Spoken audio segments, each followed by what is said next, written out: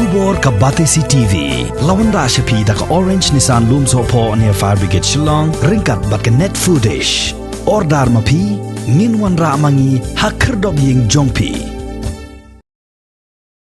Ujim sang ma ubadai menteri katanat boarding jong ke sarkar jela ula kentha akalla ya ke seng Kongres kabadon hagal yang persya halor ki jingkeno ki bayadai bat ke MEECL Habakren cikilat pathai kubor James Ulaong baha kesensyar pajba dan kamban don ye kaliang persya ke baklan na ka benta ka jingbaha jong ka jella hanrai hagani ka jella pat Ulaong badan penban de kaliang persya ka bapena ban keno klem nongrim bat ki baklem la ban pensisya Shushu James Ulaong bakat ka kam bakani ka sarkar MDA kale kaliang persya ka syukeno bet bakadon ka bamsap Utai menteri katanat boarding ula krensyai balada kadai ban pentrai kam ya kanu ka skim ru kani ka sarkar MDA kan ai ka jingkhain ka basyai bat kan yele ru kat bala ban weng ya ki sok kerdot ki bala penstat ya ka plating ka jong ke MEECL ka badai ka jingpang ka bala slemba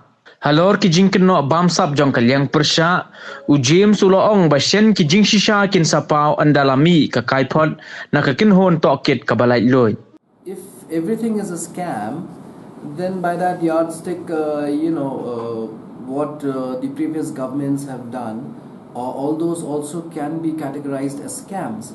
Now, that is a very irresponsible behavior on the part of any political party. And I believe that the Congress should be more responsible before going about and calling everything a scam.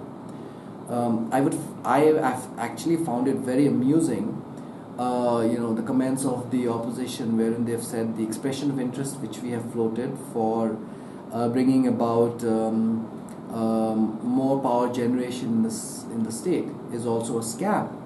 Now, everything that the government tries to do to bring about solutions, to bring about improvement in the power sector, if everything is categorized as a scam, then we're left with nothing. We might as well just sit and do nothing.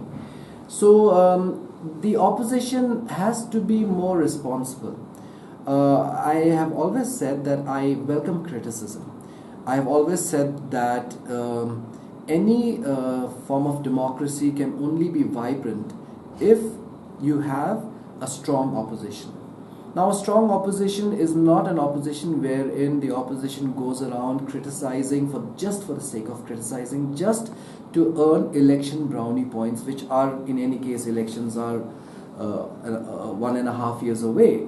So this actually makes no sense what the opposition is doing. They, I feel, are very insecure by the way the Congress is slowly facing electoral defeats all across the country.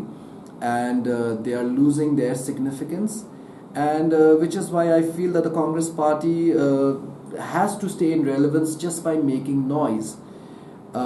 Noise is not solutions. Noise is not criticism. Noise is just noise.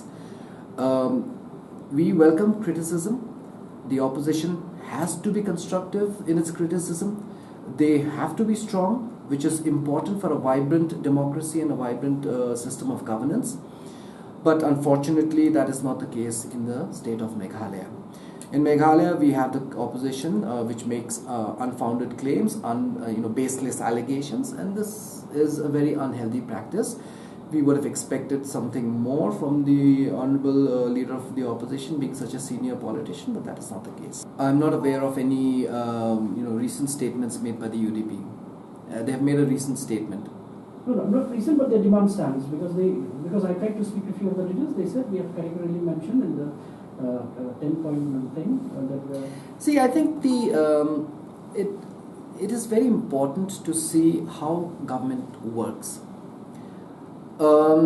how a government works and what is the relationship of the MECL, with regards to the functioning of the government.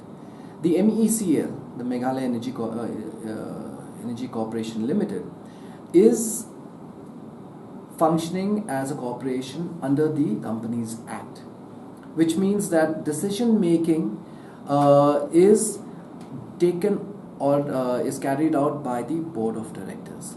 They are an autonomous body and they have their own bylaws, they have their own laws. The Company Act is what governs the functioning of the MECL.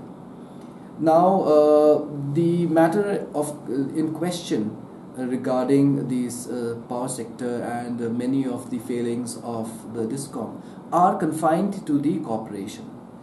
We as a government, we are, yes, the 100% stake owners of the MECL, but how does that make the power department responsible for the decisions independently taken by the board of directors?